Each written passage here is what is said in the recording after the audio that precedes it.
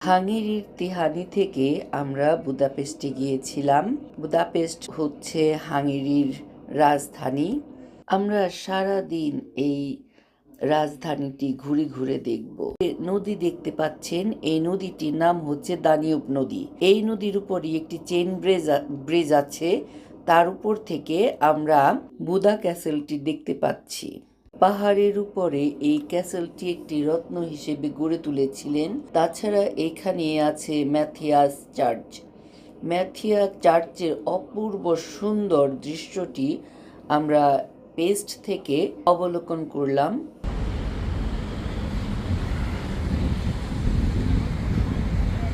Beautiful জায়গা, beautiful, wow, amazing.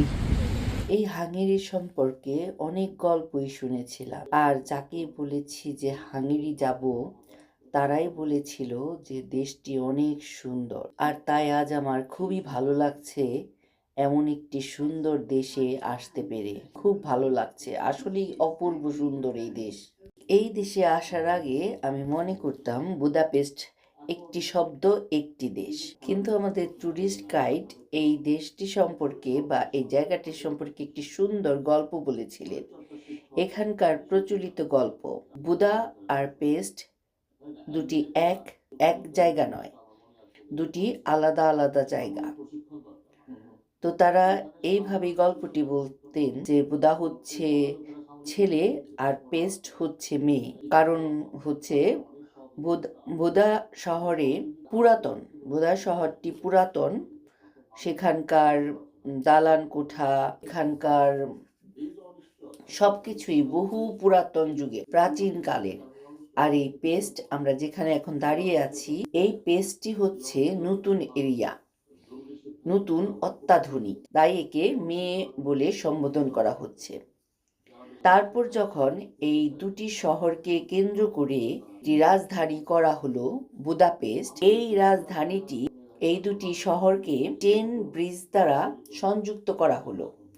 আমরা দেখতে পাচ্ছি সাদা রঙের একটা ব্রিজ, সেটাই হচ্ছে চেইন ব্রিজ। আমরা ওর উপর দিয়ে বুদা শহর থেকে পেস্টে এসেছি। আর এই সংযোগের ফলে বলা হয় যে তাদেরকে বিয়ে করানো হল। এখন বুদাপেস্ট দুজনে সুখে শান্তিতে সংসার করে। তার কারণ এই চেন ব্রিজ দ্বারাই এখান থেকে ওখানে, ওখান থেকে এখানে মানুষের চলাচল, ব্যবসা বাণিজ্য সবকিছুই করা সম্ভব হচ্ছে। আর এই দানিউব নদীটি পুরো শহরটিকে ঘিরে রেখেছে। এই দানিউব নদীর ওপারে হচ্ছে বুদা ক্যাসল, আমরা দেখতে পাচ্ছি ছবিতে। আর এর পাশেই আছে ম্যাথিয়াস চার্চ। আর এই পেস্ট বা এপারে আছে পার্লামেন্ট ভবন। দুই পাশের এই আইকনিক বিল্ডিংগুলি সকলের মন কেড়ে নিয়েছে। অপূর্ব সুন্দর ডিজাইন, অপূর্ব সুন্দর দেখতে, এত ভালো লেগেছিল যে বলার মতো নয়। আর রাত্রে এই দানিউব নদীর এই দুপাশটি যেন একটি মায়াপুরীতে রূপান্তরিত হয়। আমি রাত্রের দৃশ্যও আপনাদেরকে দেখাবো। এই বুদা ক্যাসল বা রয়্যাল প্যালেসে আজও রাজা এখানে বসবাস করেন, এখানে থাকেন। ওপারে যে রয়্যাল প্যালেসটি আছে আপনারা দেখতে পাচ্ছেন, তার পাশেই একটি সাদা বিল্ডিং আছে, আর সেটি হচ্ছে হোয়াইট হাউস, হাঙ্গেরির প্রেসিডেন্টের অফিস। তার পাশে যে বেজ কালারের একটি অফিস বা বিল্ডিং আছে, সেটি হচ্ছে প্রাইম মিনিস্টারের অফিস। আমরা প্রথমে পেস্টে ঘুরবো, তারপরে আবার বুদা শহরে ফিরে যাব, সেখানে আমাদের হোটেল আছে। আমরা এখন চেন ব্রিজের উপরে ব্রিজটি পার হচ্ছি।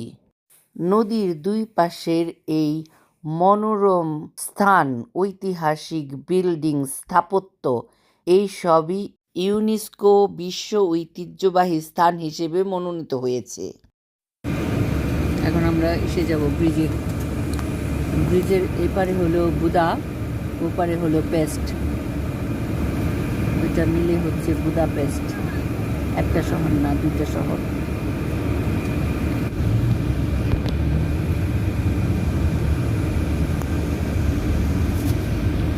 এই যে এখন আমরা যাচ্ছি এই bridge.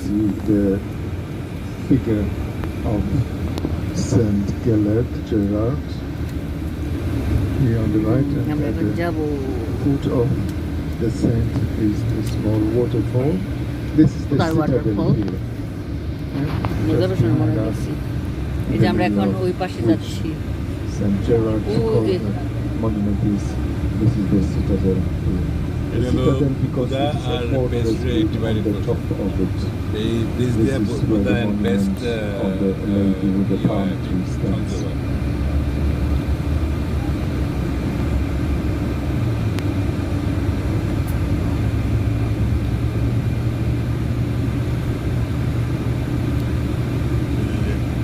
So the level of দেখছি water ওগুলির মধ্যে যাবার কথা আছে is very low now.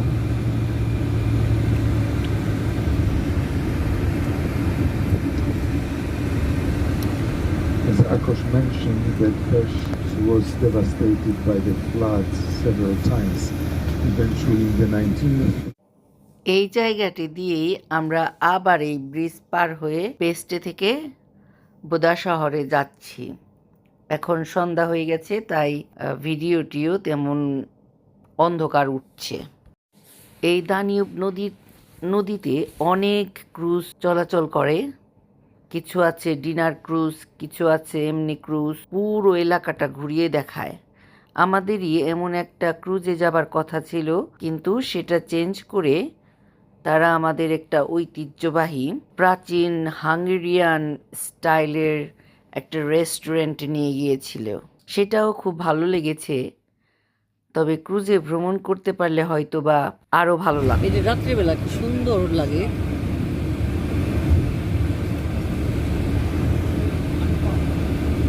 আমাকে মন্ট্রিয়ালে গেলেও কিন্তু অটোয়াতে অটোয়ার যে নদী দিয়ে লরেন্স নদী দিয়ে ঘুরলাম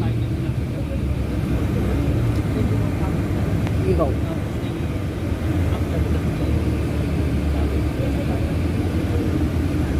এটা হলো প্রেসিডেন্সিয়াল এই royal palace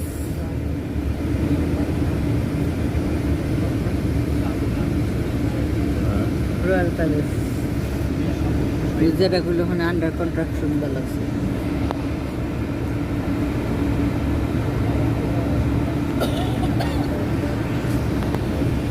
get off pretty soon, so have your belongings. You may need. What's up? Somebody's calling. আমাদের পুরো পেস্ট শহরটি ঘুরিয়ে তারপর আমাদেরকে 2.5-3 ঘন্টার মতো ফ্রি টাইম দেওয়া হয়েছিল।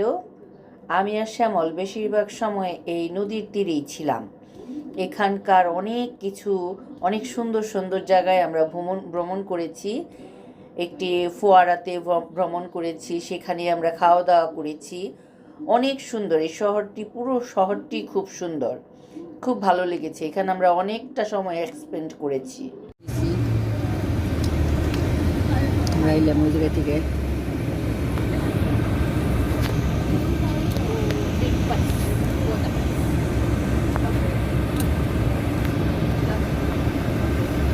ক্লক ট্যাক্সি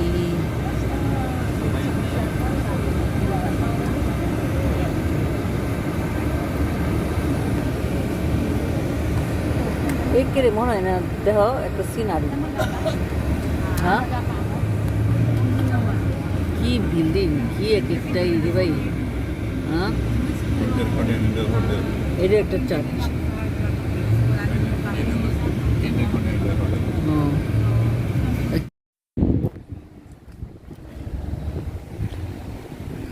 ওই ব্রিজের কাছাকাছি যাও।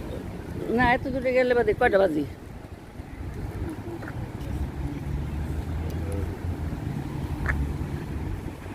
বেশি সময় নেই তো ও না আমি যে জায়গায় পুরো সিটিটা ঘুরিয়ে আমাদের ট্যুরিস্ট গাইড যখন বিদায় নিয়েছিল, তখনই আমরা নদীর তীরে চলে এসেছি এবং এই নদীর তীরেই আমাদের সেই 2-2.5 ঘন্টা কাটিয়েছি।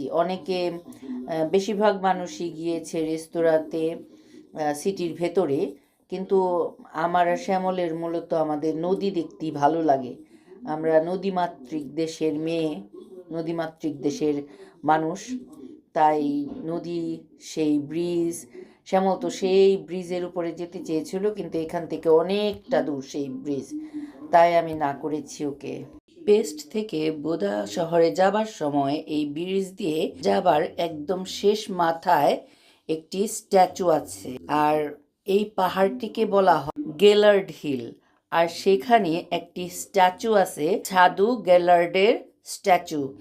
আর ইনি, এই সাধু গেলার্ড হচ্ছে হাঙ্গেরিতে প্রথম ধর্মপ্রচারক সাধু, তাই তার নামেই পাহাড়টির নামকরণ করা হয়।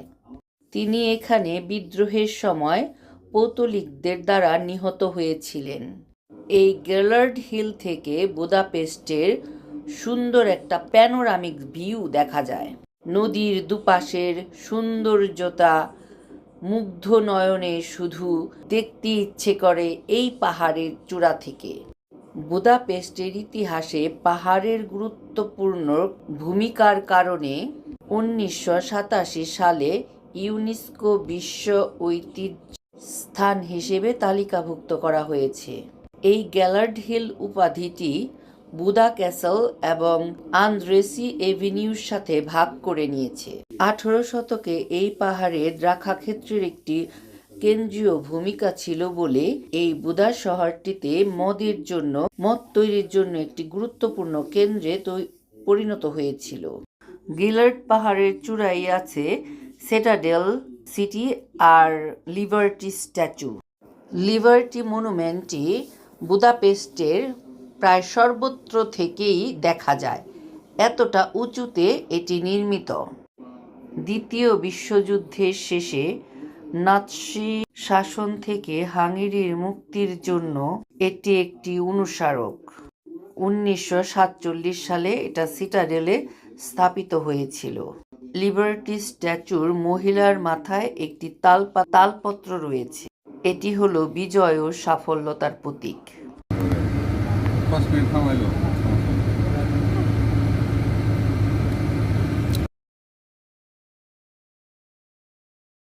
And then the building on the right hand side, behind the তোমার লিগে ওই trees, জায়গায় যাবে লাগছে এখন। with some elements gilded. The moment we see it a little bit better, is the most expensive hotel in Budapest, Four Seasons.